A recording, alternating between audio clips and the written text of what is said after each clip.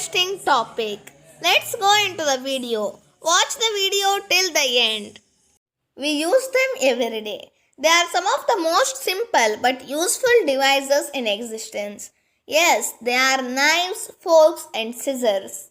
For ages and ages, men never dreamed of having knives and forks. The first sort of knife that they used was probably the sharp edge of a shell gathered on the beach, where they caught the shellfish which formed their food. But then they improved on this and made knives and axes of hard flint stones.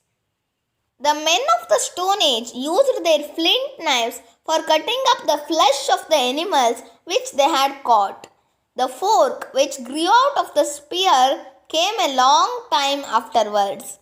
The first forks were used to spear fishes and were made of 3 prongs, of which the 2 outer prongs were barbed.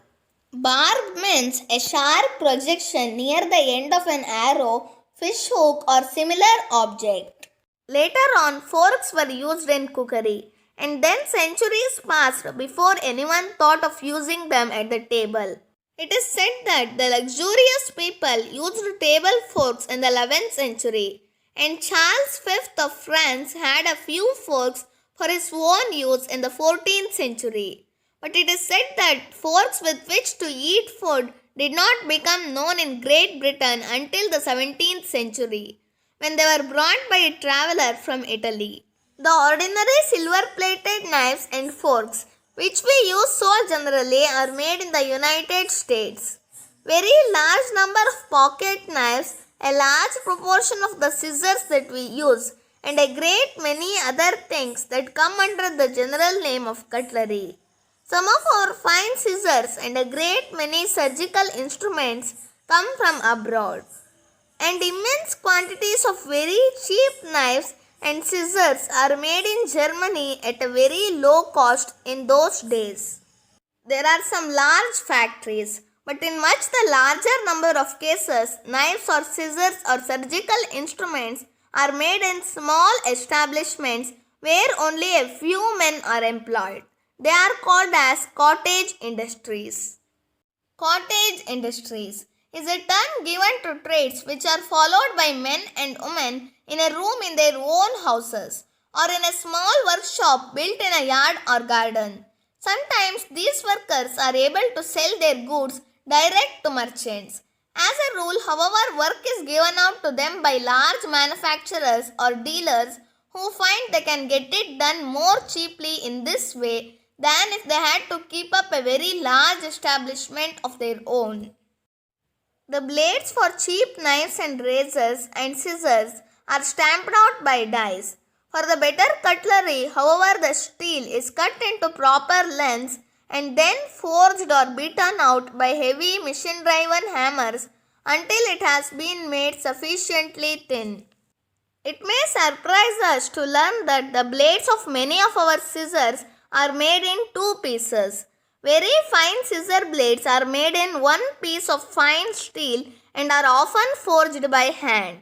Only skillful workmen can make these scissors. The making of the eyes in the handles is especially difficult.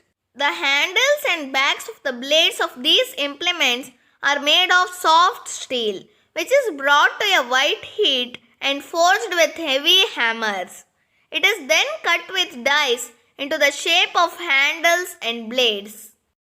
The making of knives and scissors, even when machinery is largely used, is very complicated and includes many processes. The steel, which must be very hard, must be carefully forged. It must be tempered to make it pliable, ground to make it sharp, and after it has been hammered and beaten and ground, it must be polished so that it will keep its brightness. Scissors must be so carefully put together that the blades will meet and pass each other at exactly the right angle to enable them to shear through the substance. Shear means to cut. Interesting facts about scissors. A version of the game rock, paper, scissors was originally called knife, fork, spoon. The plural of scissors is still scissors. Scissors are derived from a Latin word scissorium, referred to a cutting instrument. Opening and closing scissors helps children build up the small muscles in their hands. These muscles are important for everyday activities. Knife handles are made of different substances. Horn, bone, ivory, tortoise shell, celluloid, wood, silver, and even gold are all used, and putting the knife into its handle or hafting the blade is a special trade. The best knife blades, like the best scissors, are hand forged or beaten out from a thin bar of steel of the thickness of the back of the blade. How our spoons and forks are made. Some spoons and forks are made of silver. Some of the very cheap ones are made of brass, but the larger number are made of stainless steel. Spoons and forks are all pressed into shape and cut with dies, and are then carefully polished and cleaned. Carving spoons and forks are made of very fine steel, and as much care must be taken in their manufacture as in the manufacture of knives. First spoons were probably just shells picked up on the shore, and something very like the shape of shells has been kept in spoons ever since. In the tombs of Egyptians, spoons of wood, stone, and ivory have been found. In the Middle Ages, spoons were made of wood, bone, or tin, and as we know, wooden spoons are still sometimes used in cookery. All this means a great deal of work, and we will not be surprised that the knife that we got on our birthday and spoons, forks, and scissors that we use every day was put through at least 100 different processes in the course of its manufacture. That's all for today's session. Hope you all got some information from this video. Give your likes and comments and subscribe to my channel. Thank you. Bye bye.